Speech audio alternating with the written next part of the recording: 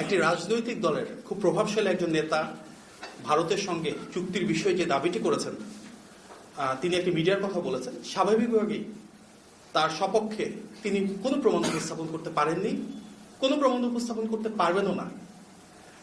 কারণ যে তথ্য মিডিয়া এসেছে বলে তিনি দাবি করেছেন সেটির ন্যূনতম কোনো বাস্তবতা নাই, ন্যূনতম কোনো সত্যতা নাই। তাহলে কি আমরা বলতে পারি যে বিতর্ক তৈরি করার জন্য এটি একটি রাজনৈতিক অপকৌশল? আর যদি ওনাকে ভুল তথ্য প্রদান করা হয় বা বিভ্রান্তি ছড়ানোর জন্য করা হয়, তাহলে কি সেটা ওনার অজ্ঞতা? আমরা মনে করি এটা অপকৌশল বা অজ্ঞতা যেটাই হোক, ভারতের সাথে বিএনপির চুক্তির বিষয়ে যেসব কথা বলা হচ্ছে তা সম্পূর্ণরূপে অপপ্রচার। আমরা গণ অভ্যুত্থানের আকাঙ্ক্ষা বলতে সেটাই বুঝি যে এখানে ইতিবাচক রাজনীতি হবে, কোনো অপপ্রচার, অপকৌশল, অপরাজনীতি সেটা হওয়া উচিত না।